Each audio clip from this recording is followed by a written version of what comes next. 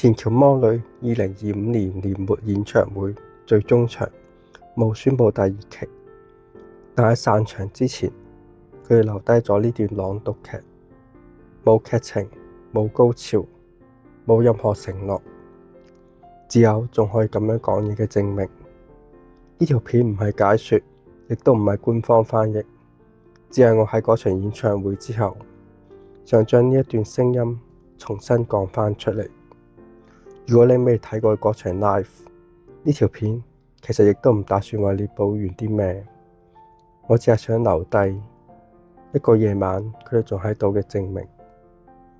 夜之寶嘅最後，錢橋魔女演出咗一段朗讀劇，內容其實幾乎冇內容，只係一段關於年尾大掃除嘅短劇，掃地、傾偈、鬥嘴，討論下新年要唔要出街，年糕湯應該要落幾多嚿年糕，邊個最討厭年尾，邊個又唔知點解特別興奮。表面睇落似乎只係為現場準備嘅番外篇，但係演唱會完咗之後，再諗起呢段朗讀劇，我反而更清楚感受到佢真正想傳達嘅唔係發生過啲乜，而係佢哋仲可以咁樣講嘢。有一段對話喺朗讀劇裏邊好安靜咁留低咗。Arch 話佢唔鍾意年頭年尾，佢話因為新年嗰陣個個都留喺屋企，好無聊。當其他人追問佢，所以你心情差，唔通係因為見唔到我哋？佢即刻責無否認，嘈死啊！先唔係啊！呢個反應比任何宣言都誠實。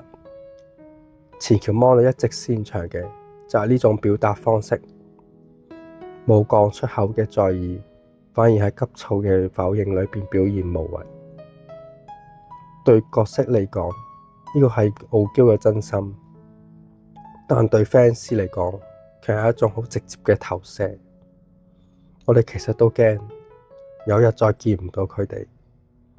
而呢段睇落好隨意嘅對話，其實正正回應緊呢份恐懼。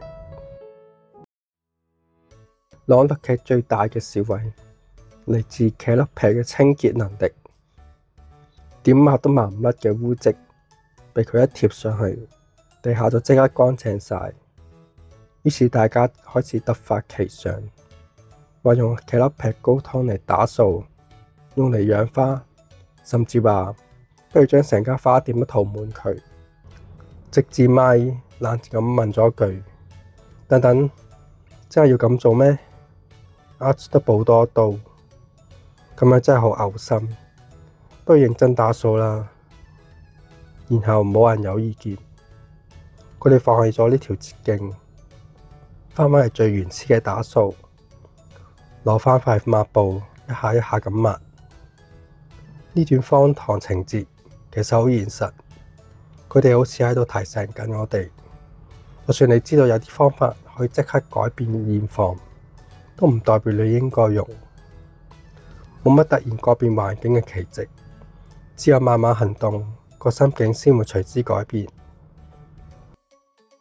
演唱會之後，編劇吉田惠梨香喺 X 寫咗一句說話，佢話隔咗好耐，可以再寫呢班女仔同茄粒皮嘅對話，真係好開心。呢句說話嘅重量嚟自隔咗好耐，佢唔係講成果，而係講緊回歸。喺唔清楚未來嘅情況下，創作者仍然願意翻返去角色身邊，寫佢哋鬥嘴、掃除、胡鬧。我啲作品嘅延續唔靠重大發表，靠嘅係佢願意翻返嚟。朗讀劇嘅最後，Yuna向茄粒皮祈禱，希望出年都係喺度，大家可以一直喺埋一齊。茄粒皮回答：其實唔使祈禱都會實現嘅。然後聲優杉田之王向在場觀眾補多句：你哋話我講得啱唔啱啊？大家呢句唔似承諾，反而似一種確認。唔係話將來一定會點，而係而家已經喺度。佢屋企最後回答嘅，唔知係台上嗰班觀眾，佢其實都係問緊，而家聽緊呢段聲音嘅你哋話我講得啱唔啱啊？大家，如果你聽到呢度，仍然記得佢哋，仍然願意停低一陣，咁至少喺呢一刻，佢哋仲喺度。下次見。